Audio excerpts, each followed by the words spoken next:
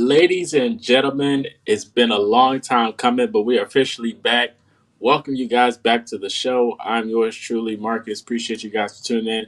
I cannot do it alone. I got my guy with me, Landon. Landon, long time no see. How you doing? Doing good, man. It's been a nice little break. Unfortunately, like not very eventful. Obviously during this time of the off season, um, it seems like the only news that we have gotten from the Colts has been bad news, which we'll talk about here. But yeah, I mean, all season's been going strong. We're finally, just ended mini camp, OTAs, all that kind of stuff, and so next stop's training camp next month, and then we're back on the weekly grind, and we're back to it. But yeah, it's been a good little vacation. Yes, sir. Getting back into it. Appreciate you guys for tuning in on all platforms as well. It's good to see you guys, especially with training camp being back around the corner. Coach football is almost here. Indiana's on fire right now due to the Indiana Pacers and the NBA Finals. They do have a game tonight as of this date of this upload, but appreciate you guys again. But we're going to hop into some Colts football just to keep you guys updated with a little bit of news, a transition into new ownership and everything of that nature. But first, we got to give our condolences to Jim Irsay and his family. Rest in peace to Jim Irsay. He passed away just a few days ago, and today happens to be his birthday. So we're just going to share a light on that moment at this point. A great owner, happened to see a Super Bowl in his time. Always big in the community, especially the city of Indiana, just not the Colts in general, but a huge pioneer. But Landon, what was your thoughts on Jim Irsay? Yeah, I mean, a lot of people don't really remember this franchise like when his dad Robert uh, was in charge, and I was a kid, and all that stuff. But I remember there the franchise really before Jim took over ownership, it was kind of a laughing stock. Like honestly, like that's they were called the Dolts, the Cants, any bad play on words about a bad football team and a bad franchise. That's kind of how the Colts were viewed. And when Jim took over in 1996, um, obviously drafting Peyton had a huge role in that, but he he was almost the complete 180 of his dad. Like it was, he was very loyal. He cared about his players. He cared about the people in that organization. If you were a fan of the Colts, if you were a member of the Colts, if you, I mean, just go down to like the equipment staff and the cafeteria workers. If you had anything to do with the Indianapolis Colts, you were family to him. And he was loyal to you and he loved you. And he cared deeply about winning and he cared deeply about people. And there's not too many people on this earth, I think, that embody what Jim Irsay stood for, as far as giving and giving back to the community, giving back to the fan base. If you've ever had any interaction with him, it was always a positive.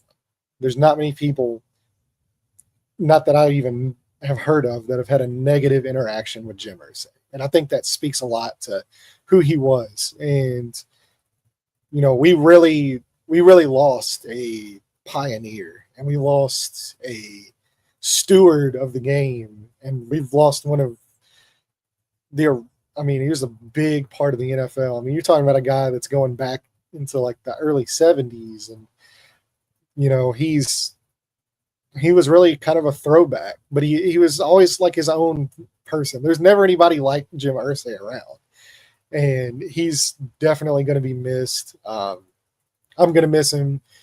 Colts fans are going to miss him. Condolences go out to the family and the girls and stuff like that. It's definitely a tough time in their life, but they've been prepared. There's one thing about this I will say is like Jim had this prepared, so I think they're going to do good things, which we'll talk about. But yeah, man, it was tough seeing that notification hit and seeing that text message come through and that kind of stuff. It was tough. But yeah, Definitely a new era for sure. But we're all gonna miss Jim a lot. Yeah, 100%. I agree. Definitely going to miss Jim. I was shocked when I saw the news as well because it just came out of nowhere, and I was like, wow. I just had to sit there for a minute and actually think about it. It's like he's really gone. So he's going to be missed. Of course, a lot of those days, like before Sunday, you get that tweet from Jim Rose. They talked about the roof being open or being closed. Hopefully that trend can keep going. Of course, it's going to feel a little different since he's not there, but he's going to be truly missed, especially always seeing him at training camp or at the games, things of that nature.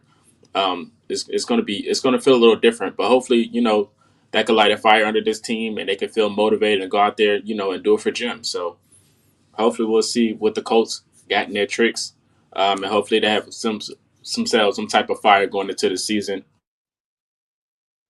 And speaking of, transitioning to the new ownership, his three daughters have now taken over the reins. You got Carly as the owner and CEO, Casey, you got owner, executive vice president, and Kaylin, owner, chief brand officer, and president of the Indianapolis Colts Foundation. Those three, been around the game for a while. They learned a few things. They're pretty well recognized, in Indianapolis and in the NFL in general. I do have, a bunch of faith and motivation. I'm kind of fired up to see what they're going to do, moving forward with them at power. But what was your thoughts of transitioning over into them having the reins?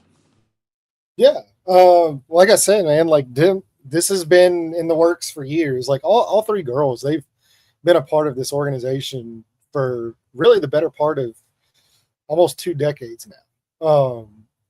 Going back in some capacity, even involved in the league. Like it's been kind of brewing for a while. And I know like the last couple years with Jim's health and stuff have kind of pushed them into taking a bigger role in the team. And make no mistake, like, because I've seen some posts of, like, well, like they've been running the team for the last couple years and look how, bad it's been and stuff like that. Make no mistake, like, regardless of if Jim was visible or not, he still held the final call on every single decision that came through that organization. Like the girls have not. They might have been doing the day-to-day stuff and prepping stuff, but man, like the buck still stopped with Jim. So this is now their chance to actually make the decisions. And they've got so much knowledge on the inner workings of a franchise. It's incredible to really hear and see all the stuff that they've been involved with from the ground up. And Carly specifically, she is just been nose deep in the grind of learning everything she can about not just how to run the organization, but about the game in general, about schemes and play calls. And I mean, like, how Jim was always like a football guy. He was around it his whole life. It's very similar with the girls. Like they've been around it since they were born. Like this is what they were put on this earth to do, is to run the Indianapolis Colts. And so now they're going to get a chance to do that. And I think it's going to be different than Jim. And that's can be a good thing and that can be a bad thing. I think personally for me, like I think they understand that there's loyalty and there's family and all that, but I think they also understand that you have to win football games and it's about success, and it's not just about making the playoffs. It's about competing for championships. That's the standard that was set here with when Jim Irsay took over. That was the standard. They drafted Peyton, they had Marvin, they drafted Edge and Reggie and like all those guys. And I mean, that was the standard that was set. It wasn't good enough just to go out and, be in the mix for the division. The division was an afterthought. And that's really like the era that I grew up in as far as, going through my teenage years and early 20s was that Peyton Manning era. And to go from that to now, just, everybody's like, well, like we just want to make the wild card. We just want to win the division. That's not the standard. That is not the standard. Like that is the given. Winning the AFC South was a given. We were looking at first round buys. We were looking at Super Bowl appearances. That was the standard that was set. And I think they understand that. And I think that's what they will push for. The resources will be there. The money will be there. They will do anything they can. And while they will still be loyal, it won't be loyal. Jim, that's one thing about Jim is like he was so loyal, but sometimes he was loyal to a fault. I don't think that's going to be the case now. If you are not getting the job done, you will be replaced. And that's just my opinion on how I think this is going to turn out. So, they're going to find people who have that standard, that can live up to that standard. And I think that's going to be really important for this franchise moving forward. And I'm really excited to see, this new era, with the girls running the show. I think there's going to be a lot of winning involved, because if there's not a lot of winning, they're going to make the moves to get there. And so I don't think it's going to be a thing, like I said, where you're going to have to wait 9 or 10 years for a division, for an AFC South title in the worst division in football. Those days are gone. Like if you're not winning this division, within 4 or 5 years, and this is entirely your team and you've built this team and they're not competing, they're going to find somebody who will win the division. So I'm really excited. Yeah, I am too, man. I'm just ready for some football, not gonna lie. But as you were speaking, I had a random thought in my head talking about, Shane Steichen and Chris Ballard. Of course, with the new regime coming in, and their contracts is around the corner. What do you think would be the easiest option? Like, if they're not successful, could you see them turning over to a new general manager or head coach or anything in that scenario? Yeah, honestly, Shane's contract runs for a few more years. Chris's extension, pretty much after this season, if there's not some mode of success this season, like if you are not making the playoffs, I'm not talking about squeaking in and being a first round exit.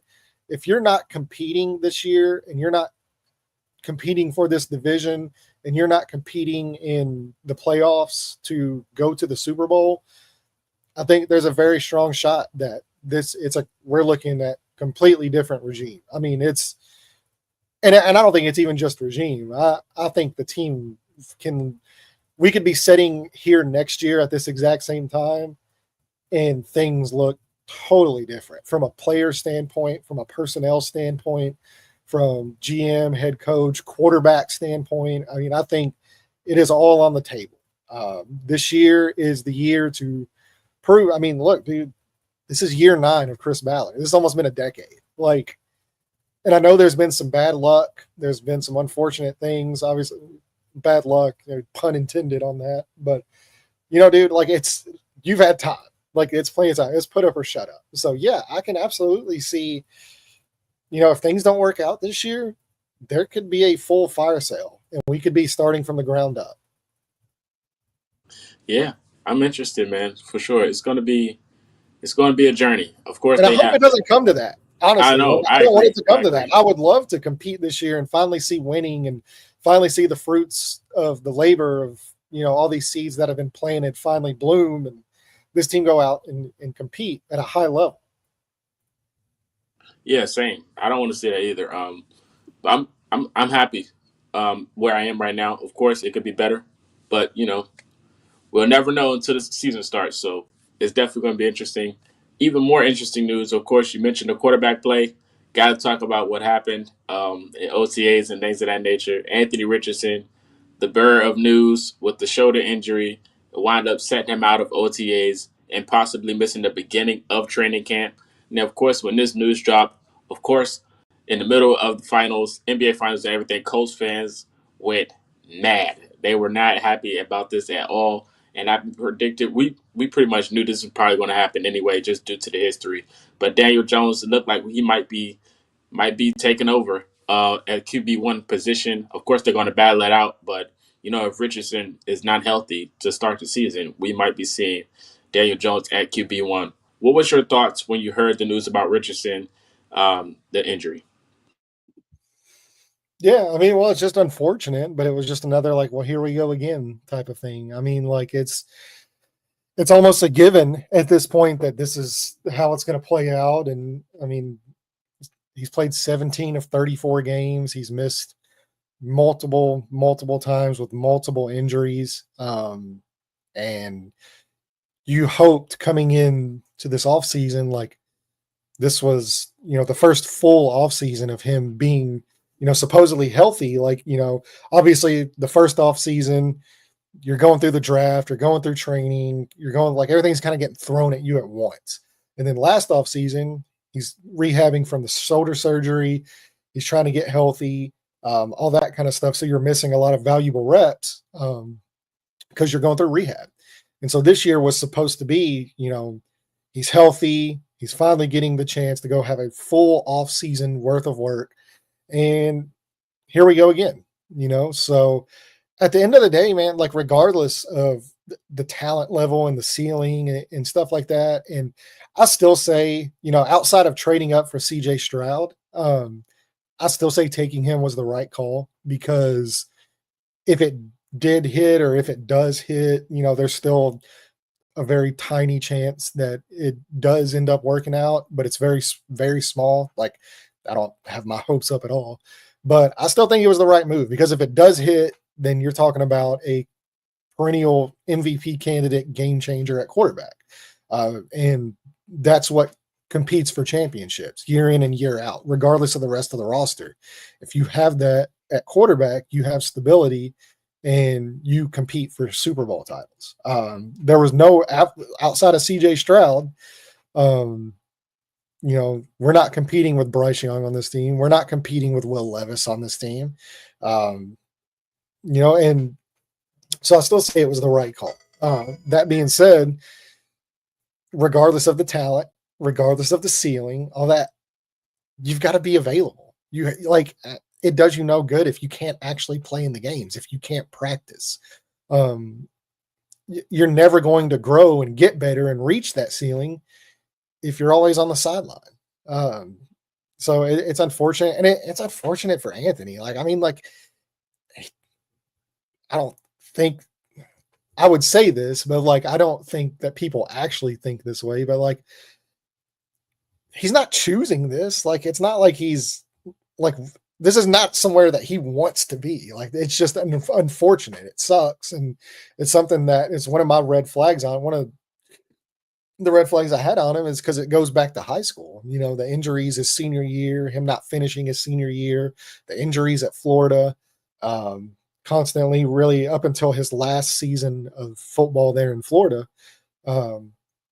He dealt with numerous injuries, and then obviously to start his career in the NFL is the injury. So it's kind of followed him around, but it's nothing like no football player, no person goes out and they're just like, you know what? I don't want to be injured. It's unfortunate. So it sucks for him. It sucks for this team. It sucks for the fan base.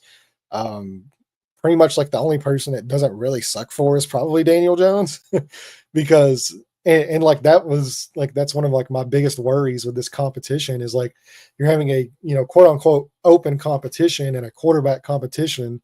And you have a guy that for 6 years in New York has shown that he is not the guy. He's only won more than 5 games one time in his career.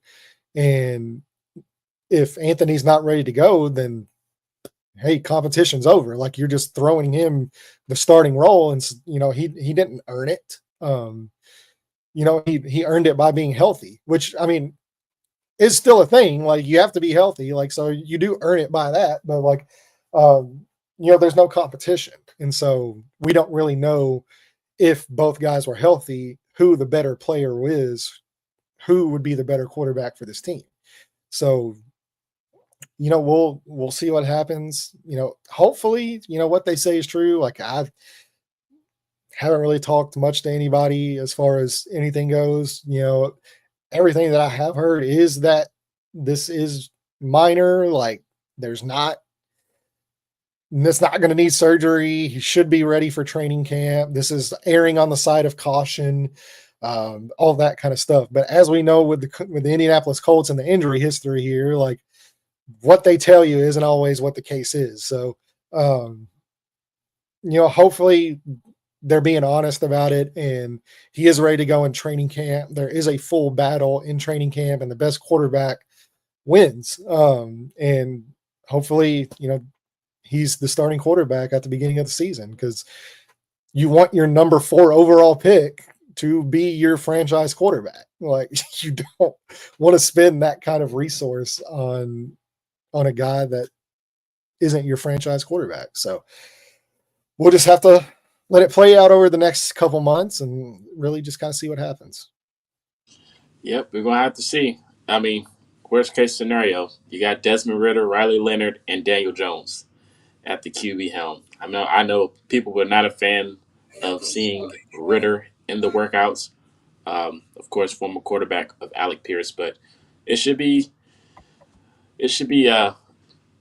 hopefully a peaceful offseason going into the season. But if the season does start with Daniel Jones, former starting quarterback, heard positive news from Saquon and his former teammates of how he's the ultimate teammate and ultimate competitor. I mean, That's one hopefully, thing you never, that's one thing like you've never had to question about Daniel Jones. And like you can say what you want about the on-field stuff, but you've never had to question the off-field stuff. Like, you want to talk about a guy that's like, and this isn't, trust me, this is not me pumping up Daniel Jones. Like, if you followed me on the internet, you know my thoughts on this. But to play devil's advocate here, like, regardless of on the field production and on the field stuff, and when the bullets are live, all that kind of stuff is completely different. But the dude is like the ultimate pro. Like, really, like, he comes in and works his ass off. Like, he is prepared. He is studying. Like, this is his life. Like, he takes this so seriously.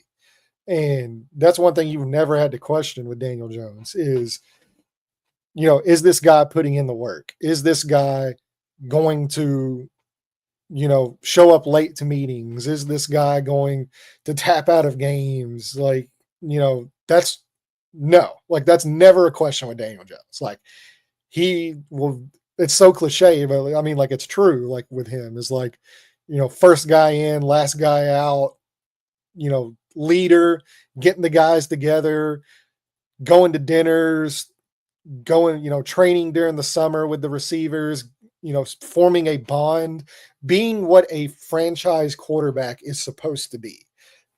Daniel Jones does that. He does put in the work. Now, once the whistle blows and the ball snapped and it's Sundays and you're in October and November, the film says different. But all the preparation and all the work during the offseason to get there is there with him. You don't ever have to question that. So, and I think that's really, like, Shane kind of spoke on it yesterday, and you were just mentioning Saquon, and you talked to former teammates of his and all that kind of stuff. And that's one thing they rave about the guy is his work ethic, his leadership ability, the friendships and the bonds that he creates with his teammates. It's all very highly thought of around the league. So pretty much that next step is just to take that step on Sundays. And, we haven't seen it in 6 years, so you don't really know. It's kind of the same thing with Anthony's injury stuff is like, it's only been 2.5 years and everybody's kind of programmed already to be like, well, like, he's not going to play a full season. He's going to be hurt. Well, it's kind of the same thing with Daniel Jones, which Daniel Jones also, he's dealt with injuries quite a bit in his career as well. So that's something he's going to have to do a better job of, for the first 6 years of his career is he's going to have to be available as well. But yeah, we're just going to see how it plays out, man. Like, I'm not very optimistic on this quarterback situation once again. Like, I feel like I'm a broken record every single broken record. Yep. Like this. I mean, ever since 12 walked out that door, man. Really, the only time I've been extremely optimistic is Phillip Rivers. Once we signed Phillip Rivers, that I was good at quarterback. Amen. You're talking about, to me, a Hall of Famer. I think he's a Hall of Fame caliber player. Never won the Super Bowl, anything like that. But the numbers, the wins, all that kind of stuff, he's one of the best to ever do it.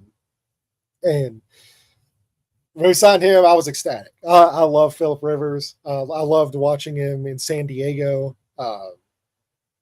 Not all the time, especially in the playoffs. I was gonna say I could not Oh, stand him in San dude, Diego man. because he was so good. Yes, it's yeah, he was a cult killer there for about 2 or 3 years in a row, man. But do I think there's a chance Jones can have a Darnold type revival? Absolutely. I do. Like, there's absolutely a chance. I mean, saying that something has a 0% chance of happening is stupid. Like, there's never a 0% chance of anything. Do I think it's a high chance? Not particularly. I think there's a little bit more unstable elements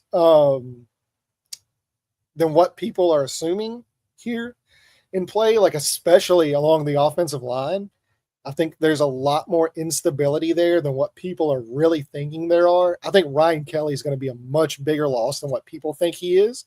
I think Braden Smith has to prove that he can stay healthy, especially now that Gonzalez is going to be at right guard. There is a big hole at swing tackle. If Braden Smith or Bernard Ryman have to miss any amount of time, you're opening the tackle spot up. We don't know how Gonzalez is going to play at guard. We don't know how Bortolini is going to handle a full season at center. I mean, he had some bright spots last year, but by no means was it, an all-pro caliber season. And that's something that Ryan Kelly has produced. I mean, you're talking about a multiple-time Pro Bowl center. Like, Bortolini was not up to that level last year. He had moments and flashes, so you hope those flashes kind of extrapolate in the full season worth of work. But there's a little bit more instability along this offensive line than what people are assuming. And one thing about Daniel Jones is if you get any kind of pressure, if you get a modicum of pressure on him, he falls apart. So this offensive line is going to have to do a really big job of stepping up. They're going to have to figure out the swing tackle situation, which Sperano has done a great job. In his few years that he's been here, he's been a really good offensive line coach. So I think you'll have them tightened up. But yeah, there's a little bit more at play here than just that. I think Shane Steichen as a play caller is going to be able to hand Daniel Jones, if he does end up starting and he is the starting quarterback moving forward, he's going to be able to hand him a lot of layups. And that's the one thing that Daniel Jones can hit are the layups. Like, he doesn't miss many layups. Sometimes that's all he hits are the layups. Like, if it's very much like Kirk Cousins. I always describe Daniel Jones as like Kirk Cousins, where it's like, if you need 5 yards, Daniel Jones is going to get you 8 yards. If you need 12 yards, Daniel Jones is going to get you 8 yards. Like, he's very consistent in his ability to, he doesn't air it out deep a lot. His deep ball accuracy is one of the worst in the league in his 6 years. So a lot of turnovers, on deep balls and stuff like that. But we don't know how much of that was the New York Giants situation as opposed to what he's walking into here. I think, like I said, I think Shane Steichen's going to easily be the most talented play caller he's worked with. I think the wide receiver room, the tight end room is going to easily be, with Tyler Warren now, theoretically, is going to be the best group of pass catchers he's had as a unit. Obviously, there's not a single guy on this, team that is an Odell Beckham Jr. or, is that caliber of a guy, or even a Malik Neighbors last year. They don't have that type of receiver. But I think as a unit, it's going to be the most talented unit he has worked with as far as pass catchers go. I'm not going to say that as much as I love JT about running back, because we know what Saquon Barkley is. But I think as far as the caliber of running back that he has, it's comparable. I think Saquon's better, but JT is, as we know, he's a dog. He's one of the best in the league. So as a whole, this has a chance to be the most talented offense he's worked with as far as play caller, pass catchers, running backs, all that kind of stuff as a group. I would even go as far as say offensive line. Even though there's some uncertainty there, this has a chance to be the most talented offensive line group he has had as well. So, it's going to be very interesting to see what happens moving forward. But Yeah, Jones never had OBJ even in their last season, or even OBJ's last season in New York. Are you sure?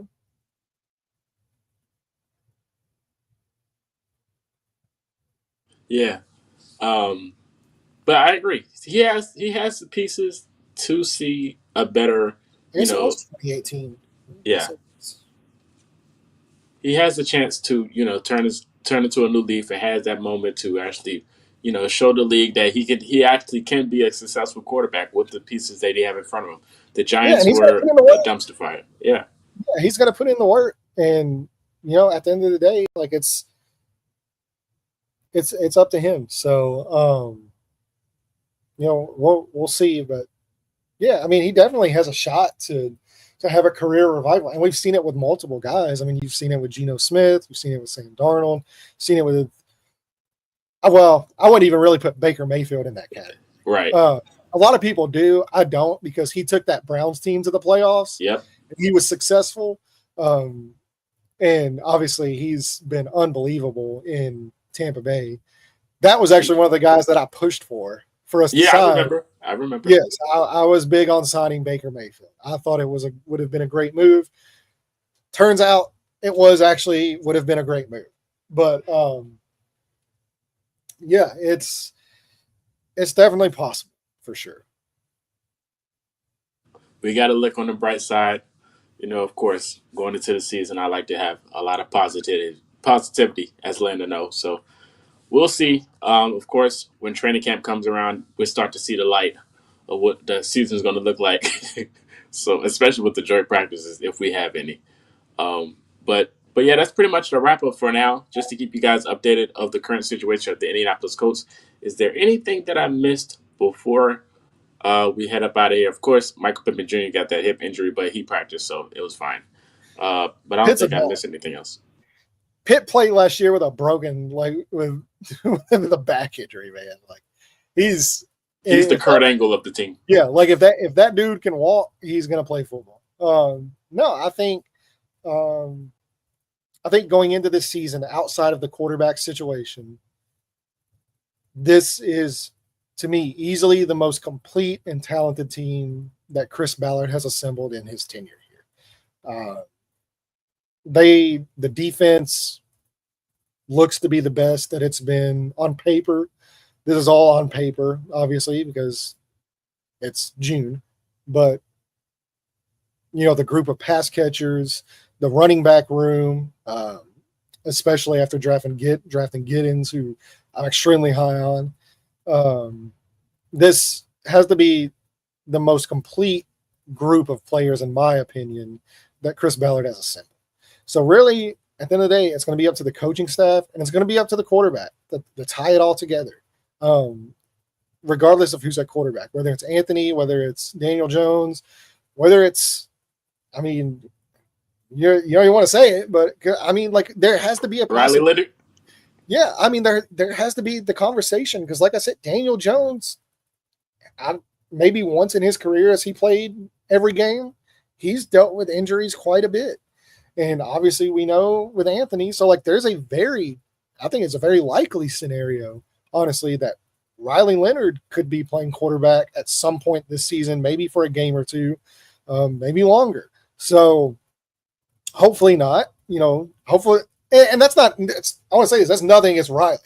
Absolutely nothing against Riley. But I mean, like, you don't ever want to throw a seventh round rookie in there in his rookie season, like still learning the ropes, still learning how to be a Unless he's professional. Tom Brady, right? Well, Brady said his first year. Yeah. I mean, like Brady didn't play his rookie year. Brady didn't come in until halfway through his second season. And that was So the injury. yeah, exactly. So I mean, that's not something that you really want to prepare for. And so just from that perspective, it's once again, I feel like I said a broken record. Like we have this conversation every year. Regardless of how talented the team is and all that stuff, it's going to be up to the quarterback position and it's going to be up to the coaching staff to take this team and push it in finally over the hump of this, 8-win season, 9-win season, 8-win season, like this mediocrity that this franchise has been mired in since Andrew Luck walked out the door. That's what it's going to come down to. Hey, man. If you guys don't ever listen to Landon, that makes good points. Hopefully, you'll actually finally start listening now because I always listen. And what he says, the truth comes in light. I mean, we're not truth anymore. Not We're all, mind killers at this point. not not always, but more often than I want. Like maybe I need to like reverse jinx it and be like, damn, yeah, maybe I do need to start doing like the whole like instead of trying to be realistic about stuff, just do the whole like Daniel Jones is going to be an MVP candidate this season. The whole Like, culture shock thing. yeah, like maybe it'll work. You never know. Because right now, me constantly saying like this team's going to win 8 games. This team's quarterback situation's not figured out. This team has it like, and it all happens. So maybe if I kind of reverse jinx it, maybe Daniel Jones is going to be an MVP candidate this season. You know me, I like it. I'm tooting the horn. Bang Actually, the apple. you know what?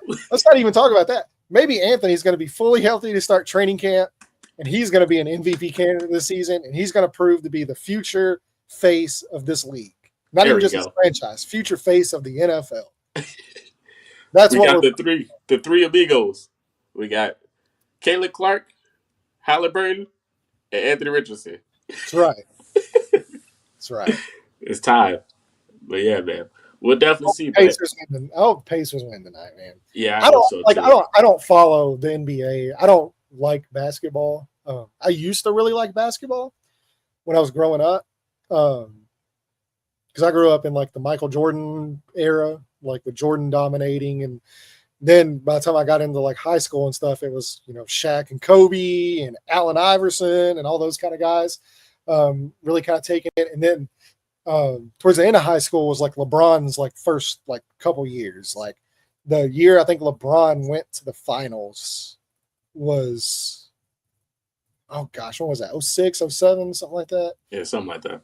So yeah, like that kind of like caught the tail end of that. But really like once I'm trying to think of when I stopped watching basketball. Like the last team I remember watching and truly like loving to watch was probably like the 2014 San Antonio Spurs.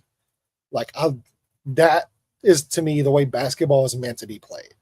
And then you started getting guys in, which no offense, because I think he's one of probably like the 8 best players that have ever played basketball, like Steph Curry.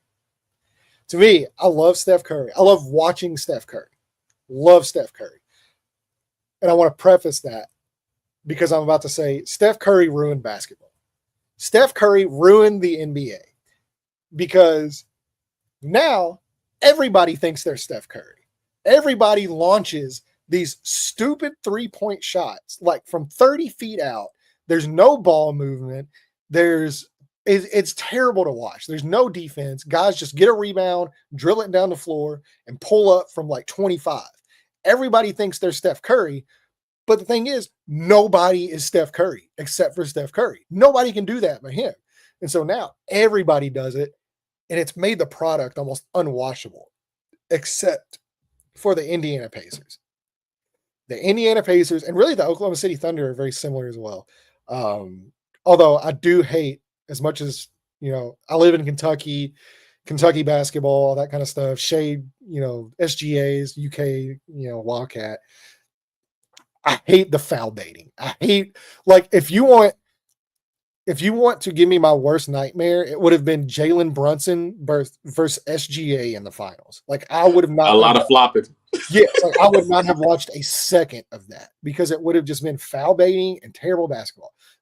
The Pacers, I love Tyrese Halliburton because I love the old school like point guard mentality of like getting guys good shots, getting into the paint, attacking, like getting open, the ball movement, all that kind of stuff. I love it. So I really enjoy watching the Pacers play.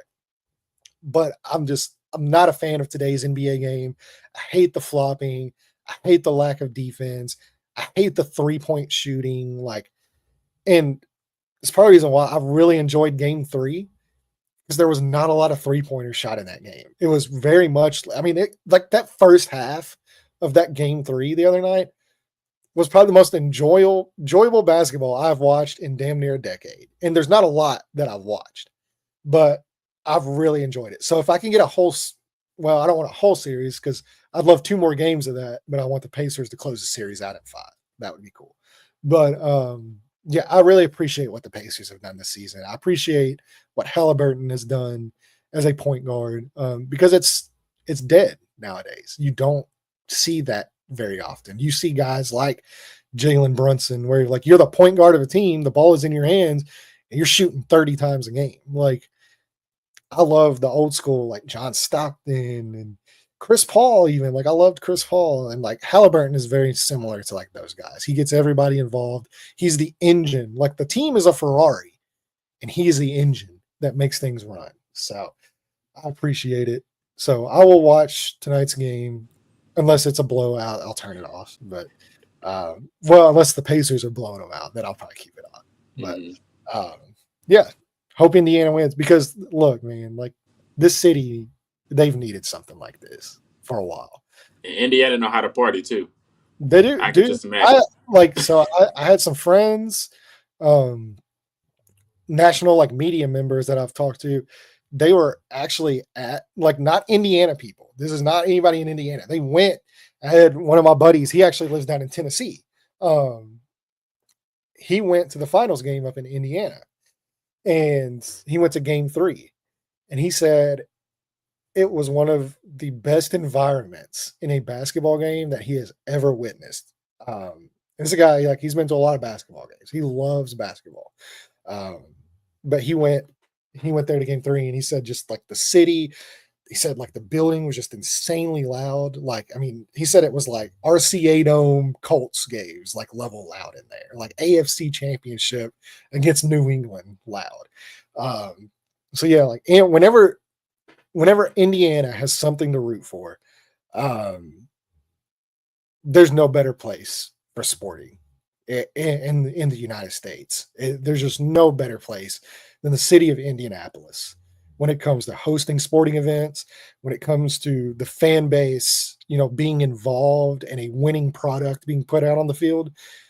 Nothing beats this, Indiana and the fan base there. Amen, brother. Amen. Amen, dude. They know how to host, dude. The Indy 500, fantastic, Yep. unbelievable atmosphere, incredible.